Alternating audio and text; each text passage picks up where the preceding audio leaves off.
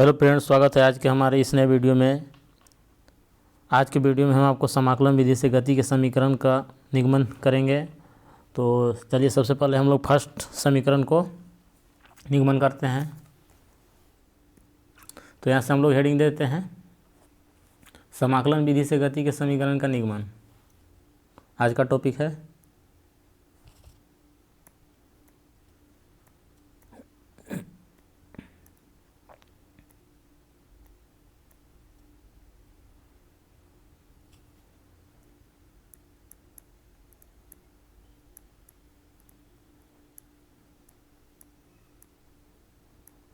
समाकलन विधि से गति के समीकरण का निगमन। यह हमारा आज का टॉपिक है। तो यहाँ पे सबसे पहले हम लोग समय को t तथा विस्थापन को एक s मान लेते हैं। तो यहाँ पे लिखेंगे समय को t तथा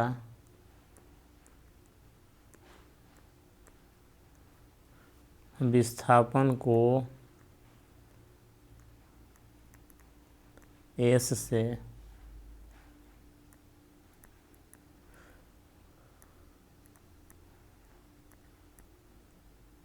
व्यक्त करने पर, तो हम लोग के समय t हो गया और विस्थापन s, तो इसको हम लोग लिख सकते हैं यहाँ पे वेग यानी कि v velocity equal to ds बटे dt, यानी कि विस्थापन परिवर्तन की दर समय के सापेक्ष। तो दोस्तों यहाँ से हम लोग लिख सकते हैं, अथवा यहाँ पे देखिए dt का मल्टीप्लाई कर देंगे तो यहाँ से हो जाएगा v dt equal to ds।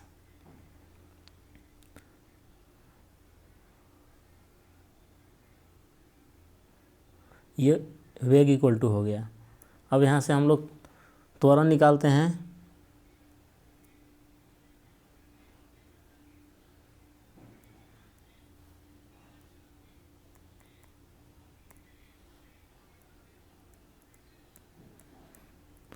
तो यहाँ से त्वरण a इक्वल टू हो जाएगा वेग परिवर्तन की दर समय के सापेक्ष, यानी कि dv बाई dt। अथवा यहाँ से अगर हम लोग d2 को a तरफ मल्टीप्लाई करेंगे तो यहाँ से a dt equal to dv हो गया।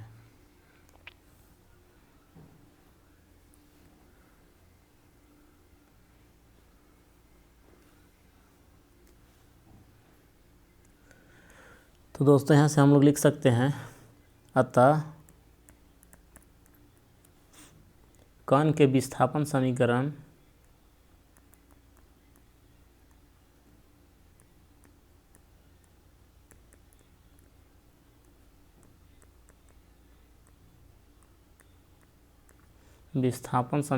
के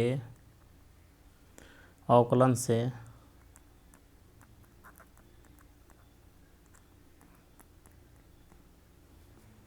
वेग तथा वेग समीकरण के अवकलन से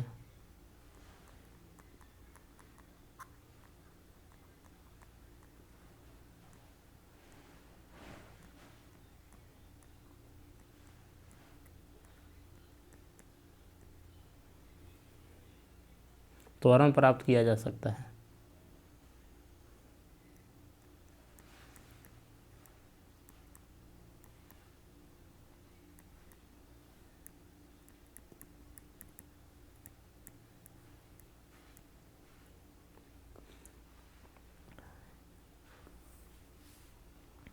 तो यहाँ से हम लोग लिख सकते हैं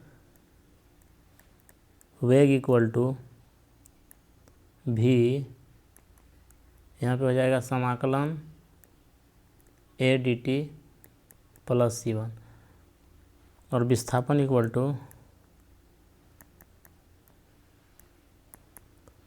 विस्थापन एस इक्वल टू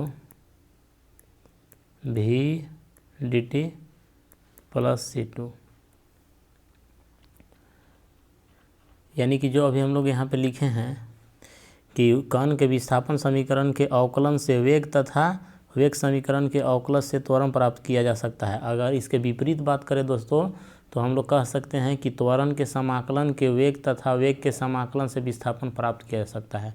दोनों स्टेटमेंट सही है। इसका विपरीत भी बोल सकते हैं, यानी कि अवकलन से समाकलन और समाकलन से अवकलन किया जा सकता है। तो यहाँ पे हम लोग देखिए समाकलन का लिख दिए यहाँ पे इस तरह से वेग को, और यहाँ पे दोनों तरफ इंटीग्रेशन किए। तो इंटीग्रेशन करने के बाद हम लोग की इस तरह से आ गया। अब यहाँ पे देखिए गति का प्रथम समीकरण का निगमन यहाँ से करते हैं। तो यहाँ पे हम लोग इस जगह लिख लेंगे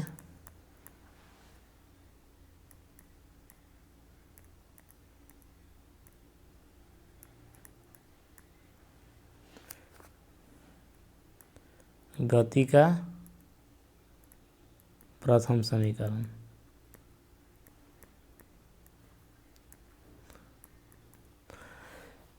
अब यहाँ से मान लेते हैं, माना एक वस्तु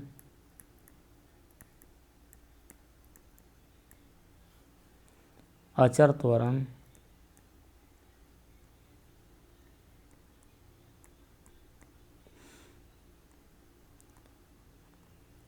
ए के अंतर्गत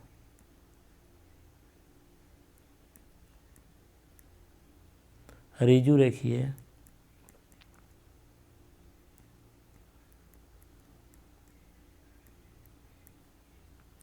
पथ पर गति कर रही है।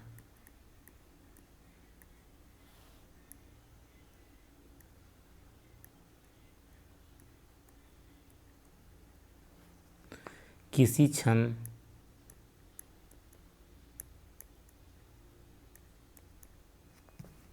टी पर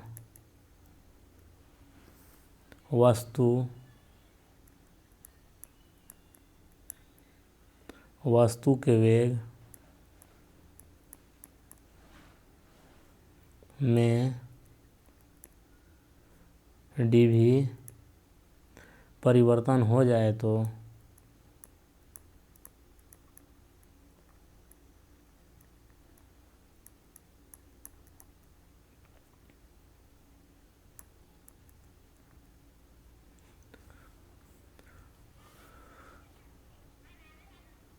यहाँ से एक बार इसको फिर पढ़ लेते हैं दोस्तों। यहाँ पे देखिए, माना एक वस्तु अचर त्वरण ए के अंतर्गत ऋजुरेखीय पथ पर गति कर रही है। किसी क्षण टी पर वस्तु के वेग में dv परिवर्तन हो जाए तो हम लोग यहाँ से लिख सकते हैं त्वरण को a बराबर dv/dt, यानी कि वेग परिवर्तन हो रहा है समय के सापेक्ष।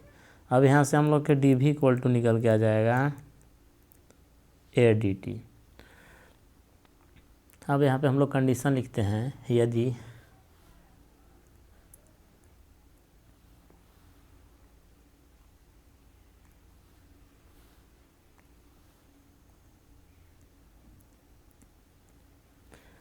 क्षण t1 व t2 पर वस्तु के वेग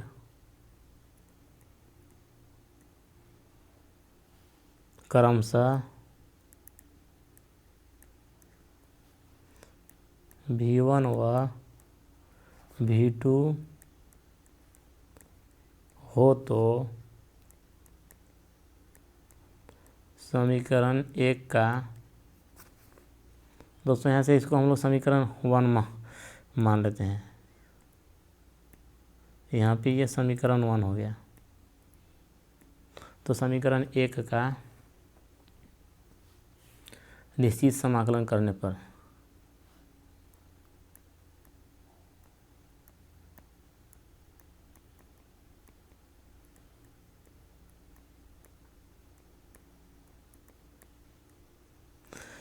तो चलिए यहाँ से हम लोग निश्चित समाकलन करते हैं समीकरण 1 का। तो यहाँ से हो जाएगा, इधर dv था तो यहाँ से V1 V2 लिमिट हो जाएगा इक्वल टू ए कांस्टेंट हो जाएगा और यहाँ से dt हो गया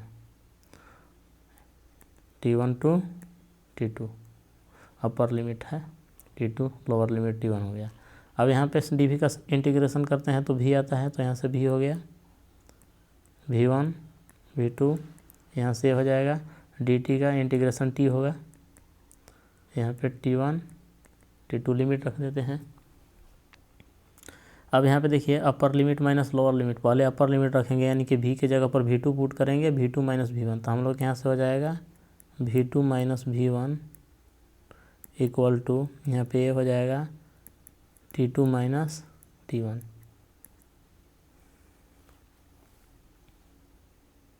अपर लिमिट माइनस लोअर लिमिट, पहले अपर लिमिट को रखा जाता है दोस्तों, t की जगह पर T2 रखेंगे माइनस T1। अब यहाँ पे यदि वस्तु का प्रारंभिक वेग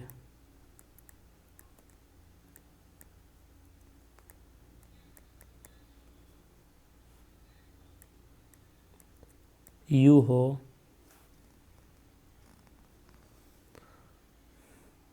अर्थात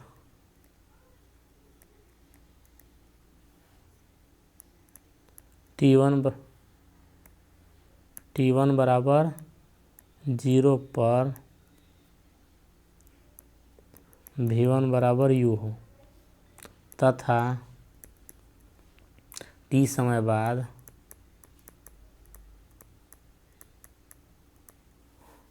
वस्तु का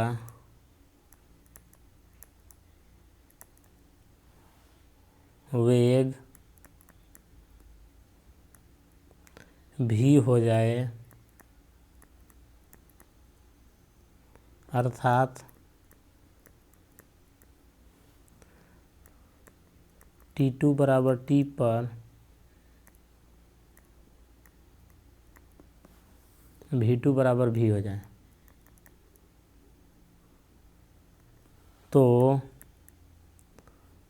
समीकरण 2 से यहाँ पे देखिए इसको समीकरण 2 देते हैं। समीकरण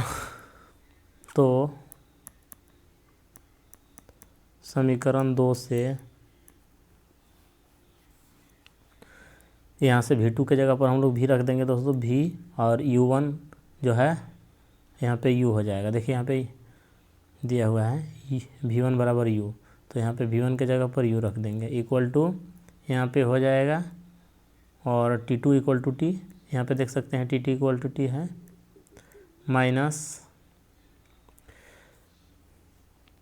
T1 इक्वल टू 0, तो यहाँ से देखिए T1 इक्वल टू 0 हो जाएगा, तो इसका मान 0, तो यहाँ से हम लोग क्या आ गया v minus E equal to AT। अब यहाँ से u को राइट साइड में रिप्लेस करेंगे, तो यहाँ से हम लोग के v equal to u plus AT, ये गति का प्रथम समीकरण है दोस्तों। अब यहाँ पे गति का द्वितीय समीकरण का निगमन करते हैं, तो यहाँ से हेडिंग दे देते हैं गति का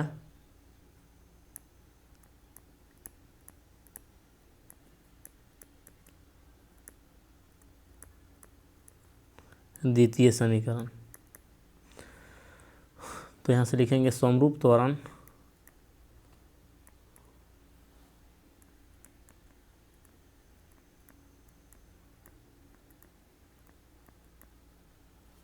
ए के अंतर्गत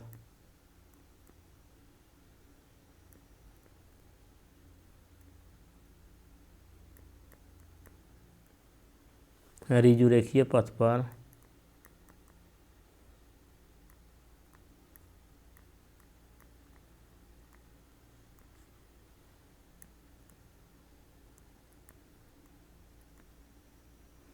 गतिमान वस्तु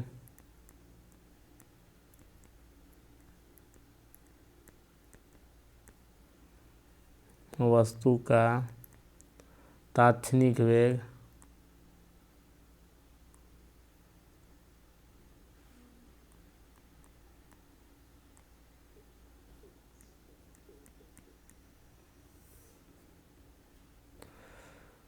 समरूप त्वरण ए के अंतर्गत ऋजुरेखीय पथ पर गतिमान वस्तु का तात्क्षणिक वेग, यहाँ से v इक्वल टू हो जाएगा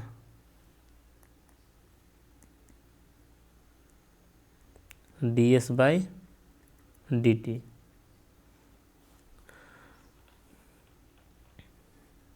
तो यहाँ पे देख सकते हैं dt समय अंतराल है और ds वस्तु का विस्थापन हो गया था दोस्तों। विस्थापन को ds से दिखाया गया यहाँ पे है, तो हम लोग के यहाँ से ds equal to v dt हो जाएगा। और यहाँ पे देखिए हम लोग v इक्वल टू, अभी हम लोग प्रूफ किए थे u प्लस ए टी, तो यहाँ पे हम लोग लिख सकते हैं u प्लस ए टी और यहाँ से हो जाएगा dt, ये है ds। अब यहाँ पे वस्तु का प्रारंभिक विस्थापन शून्य हो, लिख लेते हैं यहाँ पे दोस्तों, यदि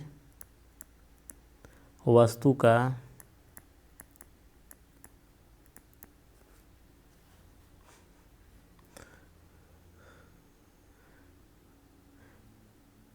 इसको हम लोग यहाँ पे समीकरण नंबर 1 पुट कर लेते हैं। यदि वस्तु का प्रारंभिक विस्थापन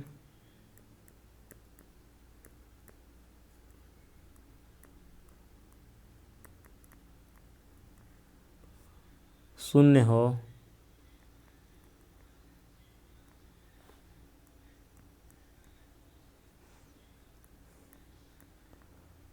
अर्थात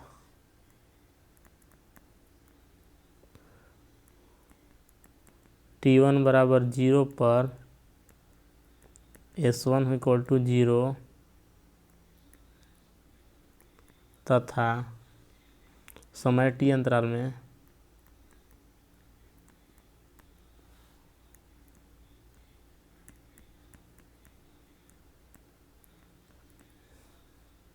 वस्तु का विस्थापन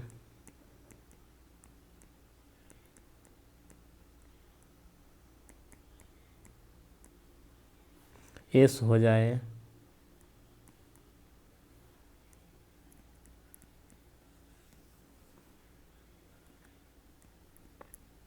अर्थात t2 इक्वल टू t पर s2 इक्वल टू s, तो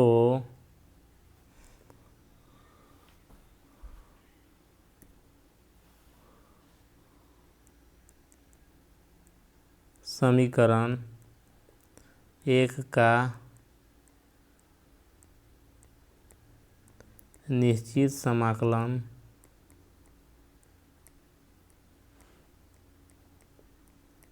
करने पर, तो समीकरण 1 का निश्चित समाकलन करते हैं तो यहाँ पर limit 0 to s ds equal to यहाँ पे 0 टू t हो जाएगा u dt प्लस 0 से t A T D T होगा दोस्तों। यहाँ पे दो पार्ट में तोड़ दिया गया है समीकरण 1 को। यहाँ पे इसका इंटीग्रेशन s हो जाएगा, लिमिट 0 से s, और यहाँ से u कांस्टेंट हो जाएगा, तो t के सापेक्ष करेंगे dt का, तो यहाँ से t आएगा, लिमिट 0 से t हो जाएगा, प्लस से a बाहर हो जाएगा दोस्तों, t का करेंगे तो यहाँ पे t²/2 होगा, 0 से t लिमिट रहेगा। अब यहाँ पे रख अपर लिमिट माइनस लोअर लिमिट यानी कि s माइनस 0, यहाँ पे हो जाएगा u बाहर है, t माइनस 0 होगा, प्लस a, यहाँ से अपर लिमिट t²/2 माइनस का 0 हो जाएगा। अब यहाँ पे देखिए इसको सॉल्व करेंगे तो ut आ जाएगा और यहाँ से हो जाएगा हाफ at², यहाँ पे 0 है, तो दोस्तों s इक्वल टू हम लोग यहाँ से निकल के आ गया, s equal to ut plus half at² यानी कि 1/2 at²। ये हो गया गति का द्वितीय समीकरण प्रूफ होके आ गया दोस्तों।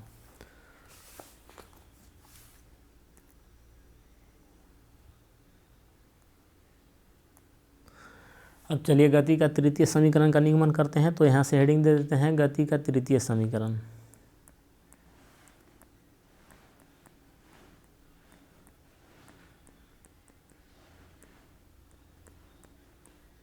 ये हेडिंग हो गया गति का तृतीय समीकरण।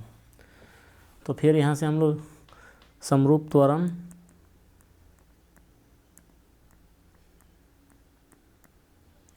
ए के अंतर्गत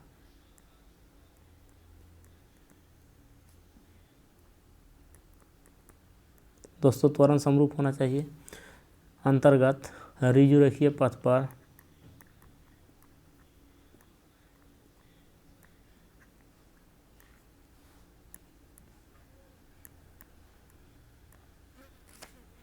गतिमान वस्तु का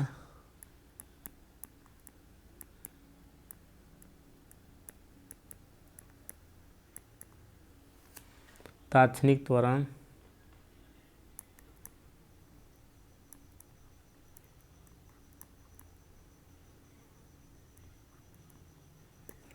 तात्क्षणिक त्वरण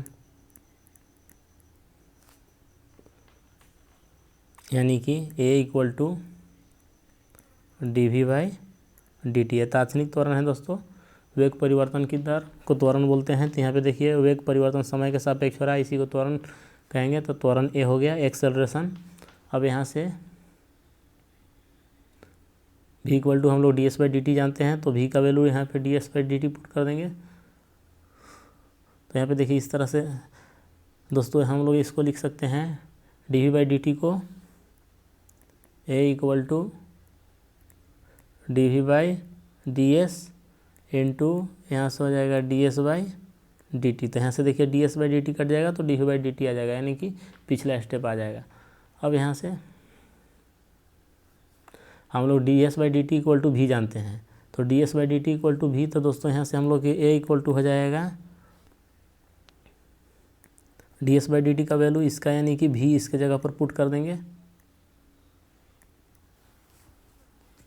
तो हम लोग के v हो जाएगा और यहाँ से हो जाएगा dv/ds। अब यहाँ से मल्टीप्लाई करेंगे तो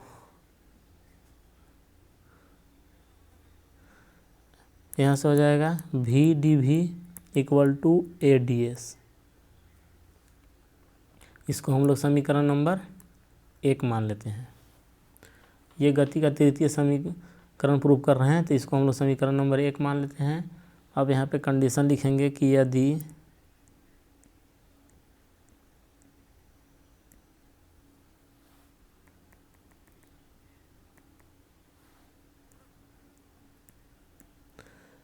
वस्तु का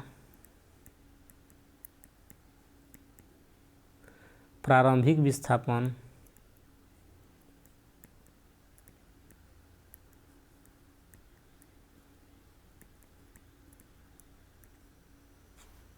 शून्य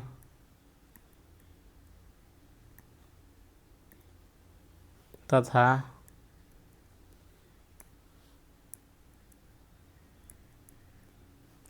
प्रारंभिक वेग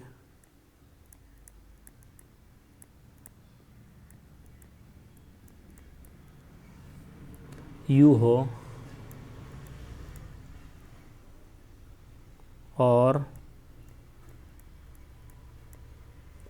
t समय पश्चात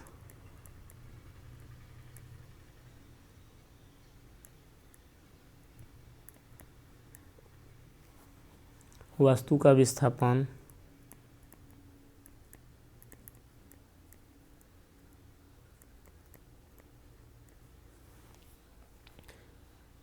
s तथा वेग v हो जाए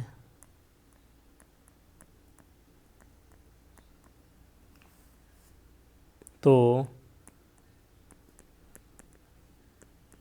समीकरण 1 का निश्चित समाकलन